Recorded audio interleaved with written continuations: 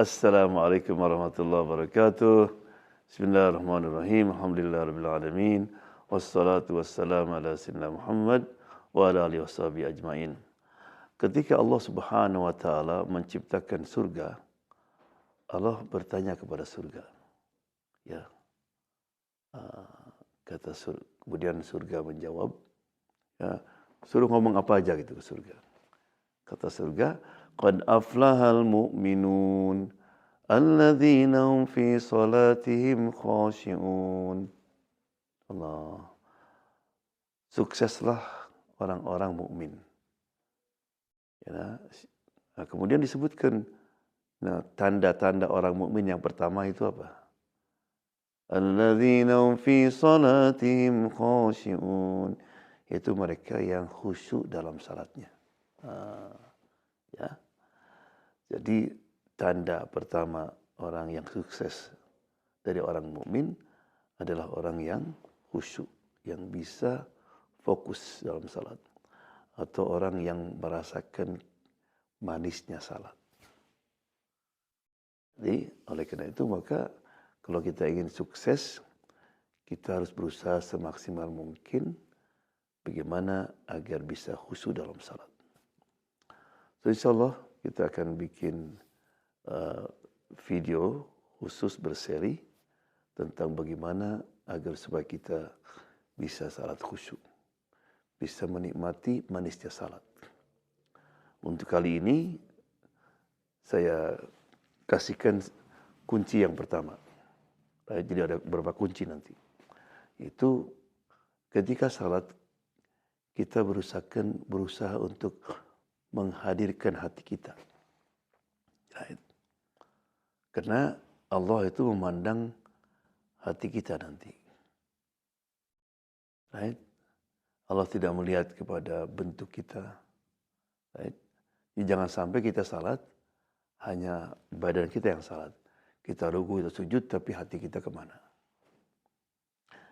Di antara cara untuk membantu hati kita supaya bisa ikut juga fokus, khusyuk, adalah kita mesti berusaha untuk memahami setiap apa yang kita baca dalam salat. Jadi misalnya ketika kita membaca Bismillahirrahmanirrahim, dalam benak kita dengan nama Allah yang Maha Pengasih dan Penyayang. Alhamdulillahirabbil alamin.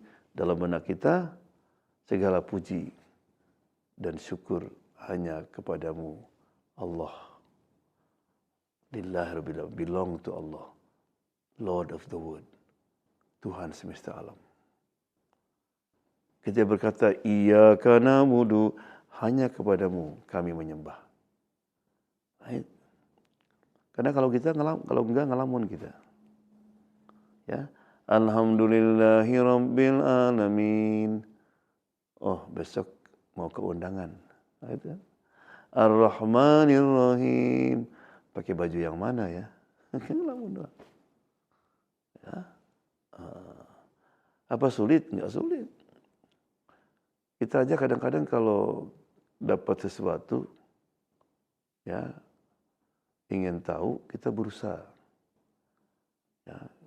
Kalau kita dapat email dari seseorang yang kita senang sama dia, tapi bahasa Jepang, Ajinomoto Suzuki, kita akan kemana? Ke Google kita, apa terjemahannya? Terus tanya orang yang ngerti bahasa Jepang. Ini, dari Allah Subhanahu Wa Taala.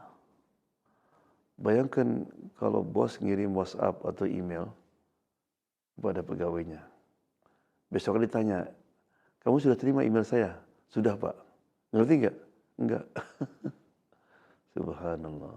Gimana perasaan bos itu? Ya. Kalau nggak ngerti, kamu kenapa nggak tanya? Right?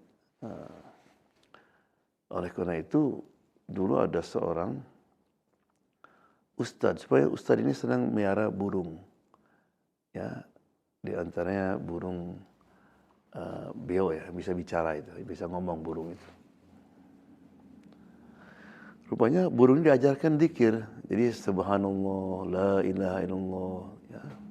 Satu hari rupanya lupa dia, nggak menutup kandang si burung itu. Ada kucing, itu diserang sama kucing. Ya. Sampai dia uh, menjerit-jerit, akhirnya mati. Nangis si syekh itu. Kira Ustaz, jangan nangis Ustaz, kita belikan lagi burung yang baru. Enggak, saya nangis bukan karena itu. Saya nangis, saya ajarkan kucing zikir, la ilaha illallah. Tapi ketika mati, dia nggak bisa mengucapkan kata-kata itu karena dia nggak ngerti. Right? Saya juga takut kalau saya meninggal nanti, saya seperti burung itu. Right? Ya.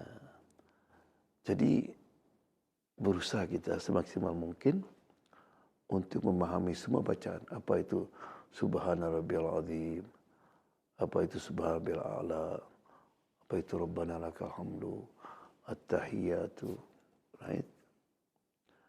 Ya, jadi coba pelajari arti setiap kata dalam Al-Fatihah. Kemudian juga surat yang kita baca. Ya, umumnya kita baca apa? Inna atayna kulhu, kul ya al-kafirun. Right? Masa surat yang pendek yang sering kita baca saja kita tidak tahu. Right?